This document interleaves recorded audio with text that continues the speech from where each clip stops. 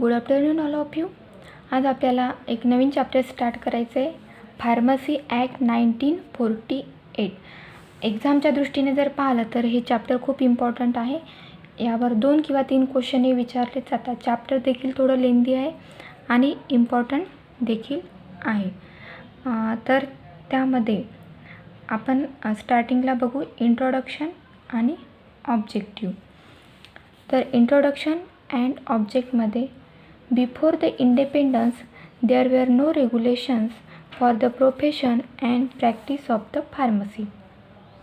Drug Inquiry Committee recommended that the person practicing the pharmacy, the person responsible for compounding and dispensing of medicines, should have a proper educational background. Health Survey and Development Committee also made the similar type of recommendations. Consequently, the Pharmacy Act came into the force in March 1948. आता हा जो pharmacy act आहे तो कसा तयार झाला, तर स्टार्टिंगला काय होत होतं, जे अनएज्युकेशनल लोक किंवा फार्मसी प्रोफेशनचं कसलंही नॉलेज नसताना काही पर्सन आपल्या प्रोफेशनमध्ये एंट्री करत होते आणि आपली फार्मसी प्रॅक्टिस कॅरी करत होते. तर यामुळे काय व्हायचं, याचा जो मेन डिसॲडव्हान्टेजेस आहे तो म्हणजे या थ्रू काय व्हायचं, पेशंटला चुकीची मेडिसिन्स ही दिल्या जायची. तर त्या मेडिसिन्समुळे त्या पेशंटवर साईड इफेक्ट तर व्हायचेच, तर कधीकधी त्या पेशंटची डेथ देखील व्हायची. तर हा डिसॲडव्हान्टेजेस टाळण्यासाठी ड्रग इन्क्वायरी कमिटीने काय एक रिकमेंडेशन्स सांगितलं. त्यांच्या म्हणण्यानुसार जो पर्सन मेडिसिन्सची कंपाऊंडिंग किंवा डिस्पेन्सिंग करतो किंवा फार्मसीची प्रॅक्टिस करतो, तर त्या पर्सनचं एक एज्युकेशनल बॅकग्राऊंड असायला हवं. आणि त्याच प्रकारे health survey and development committee यांचं देखील सिमिलर टाईपचं त्यांचं देखील मत होतं. आणि त्यामुळे तुमचा जो फार्मसी ॲक्ट आहे तो फार्मसी ॲक्ट तयार झाला कधी, came into the force in March 1948मध्ये.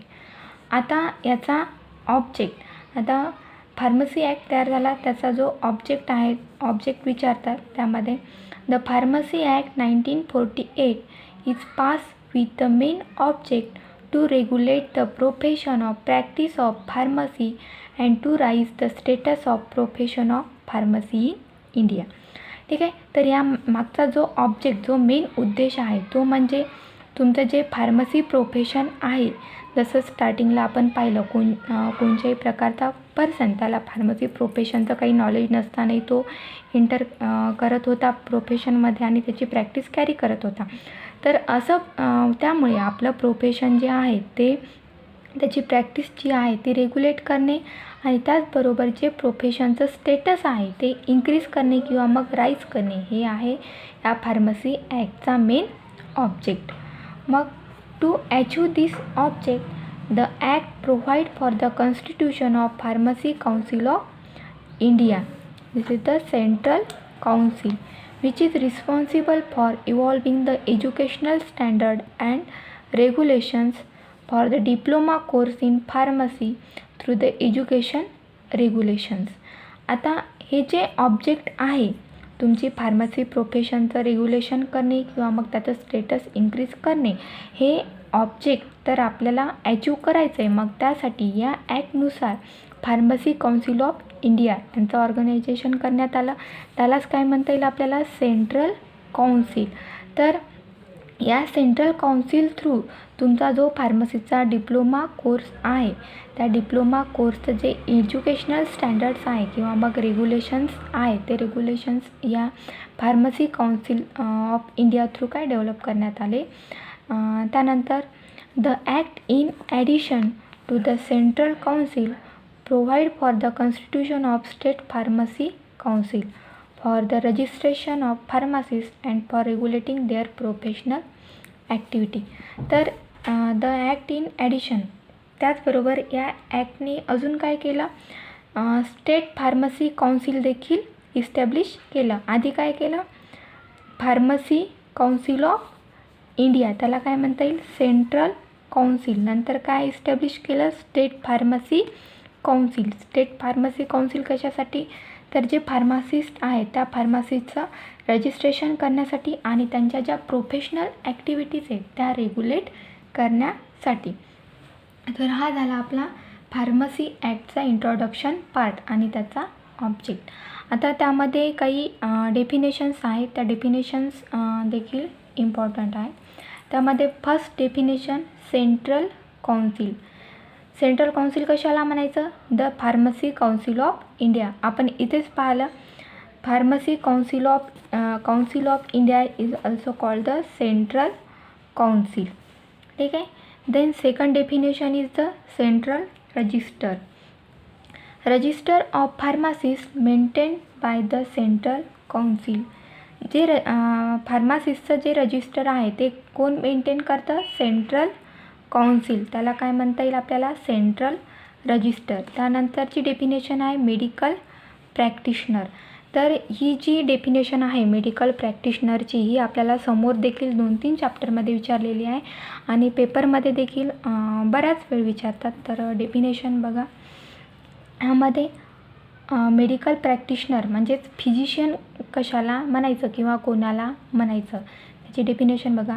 A person holding a qualification guaranteed by an authority specified or notified under the section 3 of Indian medical degree act 1916 or specified in the schedule of the Indian Medical Council Act 1956. ठीक आहे. तर medical practitioner म्हणजे जो कोणता person त्यांनी जर कोणतं qualification त्यांनी जर एखादं क्वालिफिकेशन होल्ड केलेलं आहे तर ते क्वालिफिकेशन गॅरंटेड केलेलं आहे कोणी? ॲथॉरिटीनी. ते स्पेसिफाईड केलेले आहे किंवा मग नोटिफाईड केलेलं आहे. कशामध्ये? Under the section 3 of Indian medical degree act 1916. ठीक आहे. जे क्वालिफिकेशन तुमच्या इंडियन मेडिकल डिग्री ॲक्ट 1906मध्ये नोटिफाईड केलेलं आहे किंवा मग स्पेसिफाईड केलेलं आहे असं क्वालिफिकेशन ज्या पर्सननी होल्ड केलेलं आहे किंवा अचीव केलेलं आहे त्या पर्सनला म्हणता येईल आपल्याला मेडिकल प्रॅक्टिशनर. ठीक आहे. त्याचबरोबर त्याचं जे क्वालिफिकेशन आहे ते परत कशामध्ये स्पेसिफाईड केलेलं आहे? In the schedule of Indian medical council act 1956. ठीक आहे. त्याचबरोबर ते क्वालिफिकेशन जर इंडियन मेडिकल काउन्सिल ॲक्ट 1956मध्ये देखील नोटिफाईड केलेलं आहे किंवा स्पेसिफाईड केलेलं आहे आणि ते क्वालिफिकेशन त्या पर्सननी जर होल्ड केलं असेल तर त्याला म्हणता येईल आपल्याला मेडिकल प्रॅक्टिशनर. ठीक आहे. जे क्वालिफिकेशन तुमच्या इंडियन मेडिकल डिग्री ॲक्ट 1916मध्ये नोटिफाईड केलेलं आहे आणि ते क्वालिफिकेशन ज्या पर्सनने होल्ड केलेलं आहे त्याला मेडिकल प्रॅक्टिशनर म्हणता येईल. डेफिनेशन इम्पॉर्टंट आहे. त्यामध्ये next definition a person registered or liable for the registration in a medical register of a state meant for the registration of a person practicing the modern scientific system medicines. ठीक आहे. तर जो कोणता person जे स्टेटचं एक register असतं त्या रजिस्टरमध्ये ज्या पर्सनचं रजिस्ट्रेशन झालेलं असतं त्या रजिस्ट्रेशननुसार तो पर्सन जी सायंटिफिक सिस्टीम मेडिसिन आहे त्याची प्रॅक्टिस करू शकतो. तर जो पर्सन त्या रजिस्टरमध्ये त्याचं रजिस्ट्रेशन करण्यासाठी लायबल आहे त्या पर्सनला आपण म्हणू शकतो मेडिकल प्रॅक्टिशनर. त्यानंतर again next a person registered in a medical register of a state who although not falling within the sub clause A or B is declared by the general or special order made the state government in this behalf as a person practicing the modern scientific system of the medicines for the purpose of this act. त्याचबरोबर ज्या पर्सनचं जे स्टेटचं जे medical register आहे त्यामध्ये जर registration झालेलं असेल आणि who although not falling within the subclause आणि तो सबक्लॉजमध्ये फॉल होत नसेल किंवा इन्व्हॉल्व होत नसेल A or B आणि हे कोणी डिक्लेअर केलेलं आहे? जनरलनी किंवा मग स्पेशल ऑर्डर दिलेली असते कोणी? स्टेट गव्हर्मेंटनी. आणि त्या ऑर्डरनुसार तो पर्सन तुमची जी मॉडर्न सायंटिफिक सिस्टीम ऑफ मेडिसिनची आहे त्याची प्रॅक्टिस स्टार्ट करू शकतो. त्या पर्सनला तुम्ही म्हणू शकता मेडिकल प्रॅक्टिशनर. ह्या तिन्ही डेफिनेशन आहे. 2 मार्क्ससाठी ही डेफिनेशन तुम्हाला विचारल्या जाते. त्यानंतर सेकंड डेफिनेशन आहे रजिस्टर्ड फार्मासिस्ट. ही देखील इम्पॉर्टंट डेफिनेशन आहे. A person whose name for the time being is entered in the register of pharmacists of the state in which he is for the time being residing, carrying on his profession or business of pharmacy. तर registered pharmacist तुम्ही कोणाला म्हणसाल, तर ज्या पर्सनचं नाव किंवा ज्या पर्सनचं नाव स्टेटचं जे फार्मासिस्टचं जे रजिस्टर आहे त्या रजिस्टरमध्ये एंटर झाल्यानंतर त्या टाईमापासून किंवा त्या वेळेपासून तो व्यक्ती तुमचं जे फार्मसी प्रोफेशन आहे किंवा जे फार्मसीचा बिझनेस आहे तो स्टार्ट करू शकतो. त्यालाच म्हणता येईल आपल्याला रजिस्टर्ड फार्मासिस्ट. म्हणजे त्या फार्मासिस्टचं त्या रजिस्टरमध्ये रजिस्ट्रेशन झाल्यानंतर तो पर्सन काय कॅरी करू शकतो, हीज प्रोफेशन आणि त्याचा फार्मसी बिझनेस तो स्टार्ट करू शकतो. त्याला म्हणता येईल आपल्याला रजिस्टर्ड फार्मासिस्ट. त्यानंतर डेफिनेशन आहे डिस्प्लेस पर्सन. आता परत 2 डेफिनेशन आहेत बघा, डिस्प्लेस पर्सन आणि रिपॅट्राइट. तर ह्या दोन्ही डेफिनेशन खूप इम्पॉर्टंट आहेत आणि थोड्या हार्ड देखील आहेत. तर ह्या समजून घ्या. डिस्प्लेस पर्सनला समजायला थोडी कठीण आहे पण समजून घ्या. डिस्प्लेस पर्सनला आपल्याला म्हणता येईल स्थलांतरित पर्सन. म्हणजे एखादा व्यक्ती स्वतःच्या ठिकाणाहून जर दुसरीकडे गेला असेल, काही कारणांमुळे त्याला त्याच्या ठिकाणाहून दुसरीकडे जावं लागलं असेल आणि तो तिथेच वास्तव्य करत असेल तर त्याला म्हणता येईल आपल्याला डिस्प्लेस पर्सन. तर याची डेफिनेशन बघा. A person who on account of the setting up of the dominions of India and Pakistan or on account of the civil disturbances or the fear of such a disturbances in area now forming a part of Pakistan has on or after the first day of March 1947 left or has been displaced from his place of residence in such a area and who has since then been residing in India. ठीक आहे.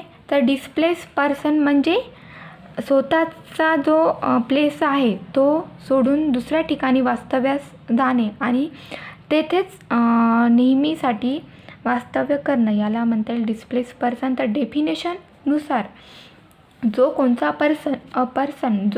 Person जे India आणि पाकिस्तान हे जेव्हा 2 वेगवेगळे राष्ट्र तयार झाले त्यामुळे किंवा मग account of the civil disturbances म्हणजे काही सिव्हिल डिस्टर्बन्सेस झाले त्यामुळे किंवा मग fear of such a disturbances किंवा मग त्या सिव्हिल डिस्टर्बन्सेसच्या भीतीमुळे ते कशाचा पार्ट झाले, now forming a part of पाकिस्तानचा पार्ट झाले.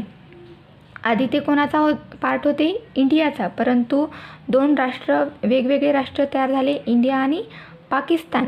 किंवा मग काही सिव्हिल डिस्टर्बन्सेस झाले किंवा मग त्या सिव्हिल डिस्टर्बन्सच्या फिअरमुळे तो पर्सन कशाचा पार्ट झाला, पाकिस्तानचा. कधी झाला तो, after the first day of March 1947. First day means 1 March 1947च्या नंतर. त्याला काय म्हणता येईल आपल्याला, डिस्प्लेस पर्सन. त्याचबरोबर left or been displace from his place of the residence in such a area and who has since then been residing in India. आणि त्याचबरोबर तो त्याचं जे स्वतःचं प्लेस आहे त्यापासून तो काय झाला, डिस्प्लेस झाला किंवा लेफ्ट झाला. परंतु तो आता कोणाचा पार्ट आहे, इंडियाचा. त्या व्यक्तीला काय म्हणता येईल आपल्याला, डिस्प्लेस पर्सन. ठीक आहे. डिस्प्लेस पर्सन म्हणजे जो कोणी व्यक्ती 2 वेगवेगळे राष्ट्र तयार झाले, इंडिया आणि पाकिस्तान, त्यामुळे किंवा मग काही सिव्हिल डिस्टर्बन्सेसमुळे किंवा मग त्या सिव्हिल डिस्टर्बन्सेसच्या फिअरमुळे पाकिस्तानचा पार्ट झाले. कधी? 1 मार्च 1947 ते त्यांच्या स्वतःच्या प्लेसपासून काय झाले? डिस्प्लेस झाले. त्या व्यक्तीला म्हणता येईल आपल्याला डिस्प्लेस पर्सन. ही झाली पहिली डेफिनेशन.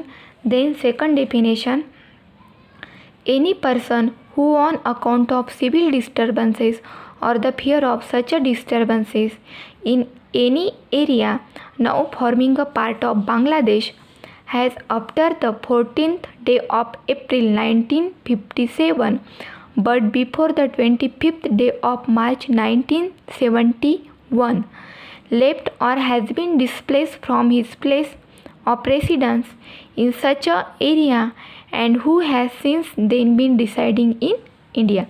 दोन्ही डेफिनेशन सेम आहेत, फक्त पाकिस्तान आणि बांगलादेश हे दोन नाव आणि परत डेट, ह्या दोन डेट चेंज झालेल्या आहेत. त्यामध्ये बघा, जो कोणी पर्सन सिव्हिल डिस्टर्बन्सेस झाले त्यामुळे किंवा त्या सिव्हिल डिस्टर्बन्सच्या फिअरमुळे कशाचा पार्ट झाले?